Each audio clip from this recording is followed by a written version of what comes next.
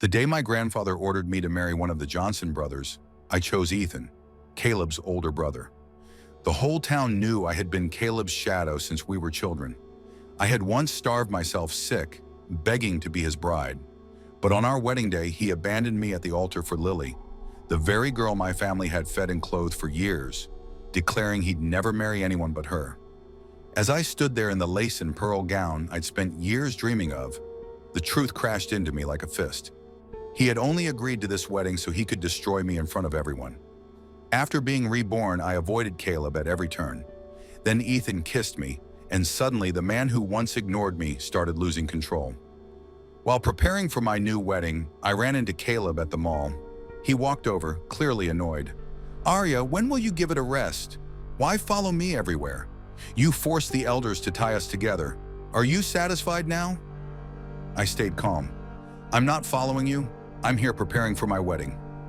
He grabbed my wrist, his tone sharp. "Aren't you just stalking me?" I pulled away. "I didn't expect to see you," his friend joked. "Caleb, she's already picking out wedding things. Marrying her is pretty convenient." Caleb glared.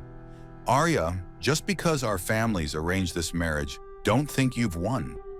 Even if you get my body, you'll never have my heart." I looked him in the eyes. "Who wants your heart?" "I'm not marrying you." His expression darkened. "After everything you did to force me, now you're backing out?" His friend nudged him. "She's mad at you, man. Don't be so cold." Caleb softened slightly. "Fine, I'll show up to the wedding, but don't expect me to like you." Suddenly, a sound interrupted us. Lily stood there stunned, wearing a delicate sundress. Caleb ran to her. "Lily, wait. It's not what you think." She covered her face and ran off. Caleb turned to me, venom in his voice. "If Lily's upset, I won't let you off easy." I laughed bitterly. Did I even recognize the boy I once loved? That evening, Caleb brought Lily home with bags of gifts. I was on the couch watching TV, ignoring them. He approached. "Arya, you saw me carrying everything. Why didn't you help?" "Why would I? None of it's for me. If my fiancé looks desperate for gifts, people will laugh at me," I reminded him calmly. "I'm not your fiancé." He ignored it. Later, he tossed a box of blueberries at me. "Here, a reward. Don't say I mistreat you." I didn't touch them. Accepting them would make me feel like a stray begging for scraps. "You seem comfortable in my house," I said coldly. "Aren't you a guest?" He flushed with anger. In the same room, he pressed Lily to the wall and kissed her. "If anything upsets you, tell me. Don't let it affect your health." "I know, Caleb always treats me best," she replied sweetly. I turned off the TV and walked away, taking the longer path to avoid them. As I climbed the stairs, Caleb suddenly looked up, realizing I was there. He pushed Lily away. She didn't notice and smirked at me like she'd won. Back in my room, a message came from Lily. "Sister, even if Caleb promised you a wedding, the title of Mrs. Johnson will only ever be mine. Whatever happened last time will happen again. You can't beat me." My heart skipped a beat, so I wasn't the only one who'd been reborn. In my past life, I thought Caleb had accepted me out of love. But at the wedding, in front of everyone, he held Lily's hand and announced he'd never marry me. That Lily was the only one he loved. I was left in my wedding dress, completely humiliated. Everyone knew how much I adored him. I had begged, shamed myself, and my parents just to be with him. In the end, I died from illness, alone and broken. After being reborn, I gave up on Caleb and chose Ethan. To my surprise, our engagement went smoothly. No one objected. Even my grandfather asked, "Are you sure you want to marry Ethan?" I nodded. Even if he had flaws, I'd rather have a peaceful life than one filled with pain. The next day, I went to the jeweler to pick up our wedding rings, ones I designed myself. But the staff told me Caleb had already taken them. The store belonged to the Johnson Group. They couldn't stop him. Out of all the rings, he'd taken mine. Then I saw Lily's post online. A one-of-a-kind ring from my beloved. She and Caleb wore my rings, the ones I created for Ethan. I couldn't hold back. I went straight to Caleb's office but found Lily instead. She played with the ring. "Ugly, isn't it?" But Caleb gave it to me, so I love it. I clenched my fists. She added mockingly, "If I wear it to your wedding, Will I outshine you? Something snapped. I grabbed for the ring. We struggled. Then a sharp kick hit my waist. I collapsed in pain. Caleb had kicked me. "You're insane," he shouted. "How dare you hurt Lily? Don't you know how fragile she is?" Tears filled my eyes. Not from the pain, but from the betrayal. Lily whimpered. "If you hadn't come in time, I don't know what she would have done to me." He gently wiped her tears. "Don't worry. I won't let that crazy woman near you again. I don't care if she's from the Wilson family. I'll protect you." Even his secretary, who tried to help me, got fired. "Who said you could help her? Collect your last paycheck." As I stood humiliated, I laughed bitterly through the tears. Did he really hate me that much? He snapped. "You still have the nerve to laugh? I told you, I don't love you anymore. She stole from me." "It's just a ring," he said coldly. "It was meant for me. What's the harm in her wearing it?" I almost shouted that the ring was for Ethan, but I stopped myself. Ethan would return tonight. The family dinner would be the perfect moment to reveal everything. As I limped out, Caleb called behind me. "Come to dinner by yourself. I won't pick you up." I didn't look back. I smiled faintly, laughing at his arrogance and at my own pitiful state. It's fine. I don't need him to pick me up. He'll understand soon enough that my life has nothing to do with him anymore. When I arrived at the Johnson house, Ethan was already seated, waiting for me. I sat beside him and neither of us spoke. Caleb arrived late, visibly displeased when he saw me next to his brother. "Arya, how can you sit next to my brother? Come sit by me." Before I could respond, Ethan's smooth voice cut through the silence. "Why shouldn't my fiancé sit beside me?" Caleb's expression changed drastically. "Brother, what kind of joke is this?" Ethan stood, locking eyes with him. After years apart, he'd grown taller, his demeanor more commanding compared to Caleb's boyishness. "Do you have any objections to my marriage?" he asked coldly. Caleb slammed the table. "You don't even like her. Why are you marrying her?" "Then who should she marry?" "You," Ethan replied calmly. "Of course me. Everyone knows she's been desperate to marry me, even faking illness to threaten her parents." My face turned deathly pale. I was about to stand, but Ethan took my hand. "And you?" he asked Caleb. "Do you like her?" Caleb was speechless. "If you don't like her, what right do you have to marry her?" Ethan looked down at me, his gaze soft. "Besides, you're not me. How do you know I don't like her?" The doors swung open. Lily entered, overdressed as usual. Mr. Johnson frowned. "Who invited this girl?" Caleb defended her, but Mr. Johnson dismissed her. "This is a family dinner. Her presence is inappropriate." Lily's face fell. "Uncle, if I'm not welcome, maybe I should come another time." Caleb grabbed her hand. "That's not true. Sit next to me." Ethan offered me fish. "The sea bass has no bones. You can eat without worry." I blushed. "Thank you." He smiled. "No need. Taking care of you is a husband's duty." Under the table, Caleb kicked me. Annoyed, I checked my phone. He'd sent messages. "Arya, what's wrong with you? You used to be desperate to marry me." I blocked him. Caleb couldn't take it. "Arya, why aren't you answering my messages?" I stood and splashed water in his face. "If you don't believe it, that's your choice. But Ethan and I are really getting married. Stop bothering me." Caleb scoffed. Sure. Don't come crying to me later." Lily played victim. "Sister, are you fighting because of the ring? I'll give it back." Ethan's expression darkened. "You took the rings meant for Arya and me." Caleb dismissed it. "It's just a pair of rings." Ethan didn't hold back. "Anyone who disrespects Arya, I'll deal with them." The dinner ended in tension, yet unease lingered. Lily had been reborn too. She'd sabotaged this wedding. The night before the wedding, Caleb's friend called. "He's drunk. Come get him." Reluctantly, I went. At the barbecue stand, Caleb slumped over the table. "Arya, why did you still come?" The next second, he kissed me. I slapped him. "Pretending to be drunk now?" He grabbed me, refusing to let go. I kneed him hard. As he doubled over in pain, I realized this was the end. Tomorrow, I'd marry Ethan. And Caleb? He'd finally learn what it meant to lose me forever. I didn't even look at him. My eyes scanned the surroundings anxiously. Where was Ethan? If he didn't show up soon, I really would leave Caleb on the street. If he got robbed in the middle of the night, that'd be his problem. Caleb approached again, face pale, and hugged my legs. His shoulders trembled as he spoke, his voice thick with sobs. Arya, if it's marriage you want, I can marry you too. Just please, don't marry my brother. I'm begging you. I kicked him away and slapped him again, harder this time. I'm marrying your brother tomorrow.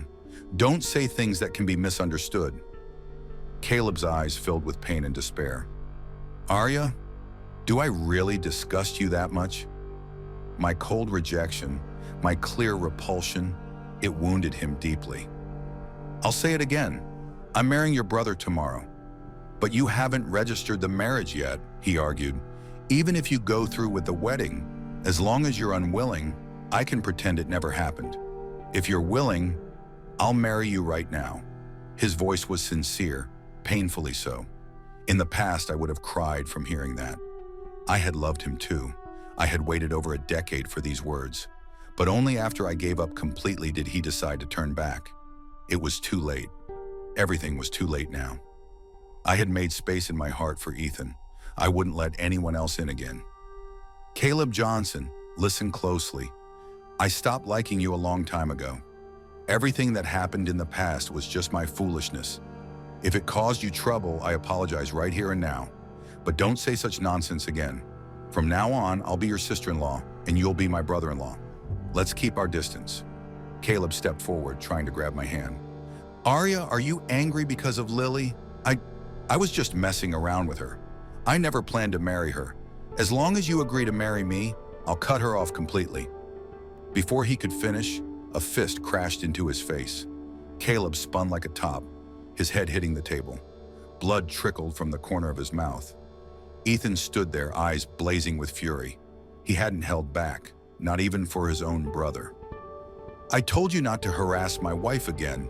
Don't think I won't act just because you're my brother. I fell into Ethan's arms, and in that moment, years of bitterness and heartbreak poured out of me. I cried uncontrollably, my sobs unstoppable. The sorrow of 2 lifetimes finally had a release. Ethan gently stroked the back of my head. I'm sorry I came late. Then he turned to the side. Mr. Jang, take the young master home.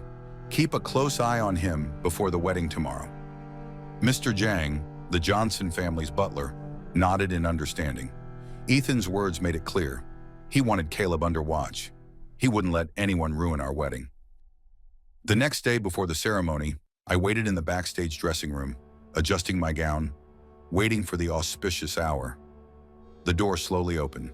Ethan stepped in, dressed in a perfectly tailored suit. Every button was fastened, the fabric smooth and crisp, giving him an air of solemn elegance. He had even styled his hair specially for the occasion. Ethan's features were striking, sharp, noble, undeniably handsome. He leaned against the doorframe, narrowing his eyes as he looked at me, like I was a piece of art. I blushed deeply, too shy to meet his gaze. He walked over unhurriedly, the steady sound of his leather shoes against the floor like a countdown, each step building the tension. He lifted me with ease, placing me gently on his lap, forcing me to meet his eyes. Arya looks stunning today. Why are you hiding that beautiful face? His eyes darkened with intensity, filled with something deeper, something that stirred the air between us. Then he leaned in, and his lips met mine. His long eyelashes fluttered, brushing against my skin, leaving a ticklish sensation. Then the kiss deepened. Ethan slowly stole the air from my lungs until I could barely breathe. When he finally pulled away, he let out a soft chuckle. Silly girl, did you forget to breathe while kissing? I stammered, still clutching his arms. I've never really learned how to kiss properly. Besides, aren't you unable to, you know? Sensing danger, Ethan's hand buried itself in the back of my hair.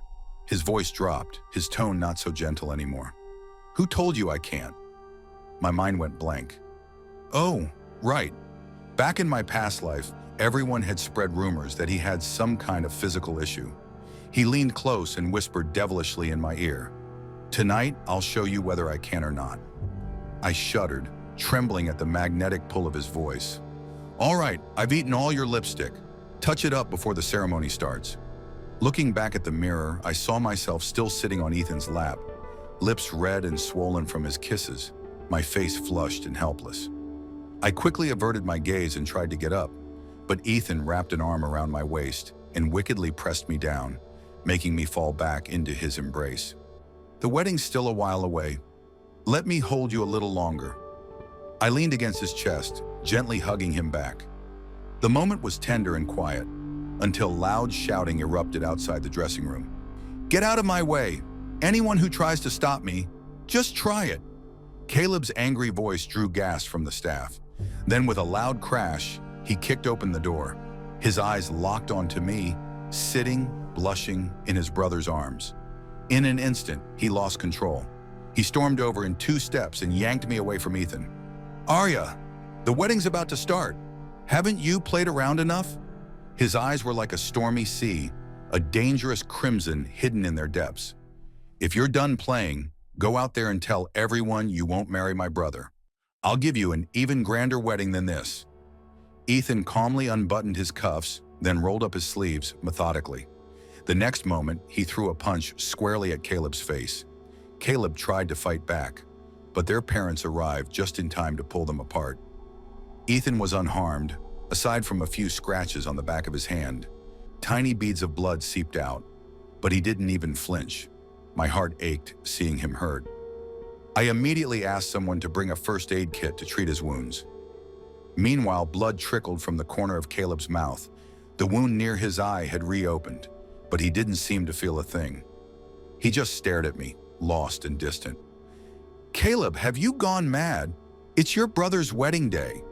What are you trying to do, showing up like this?" Their mother scolded, pulling her son aside. But even then, she couldn't hide the softness in her voice. He was still her child. "Stop these inappropriate thoughts. Arya is about to become your brother's wife. If word gets out that the younger brother tried to steal the bride, how will our family face society?" Caleb's face turned ashen. He tugged at the corner of his mouth bitterly. "Arya was supposed to be my wife. He's the one who stole her from me." He shook off his mother's hand and walked toward me. Ethan instinctively stepped in front, shielding me. "Arya, just tell me the truth. Do you still love me? If you say yes, I'll take you away right now." My palms were sweating as I clutched Ethan's sleeve, but I answered without hesitation. "Your brother and I are truly in love."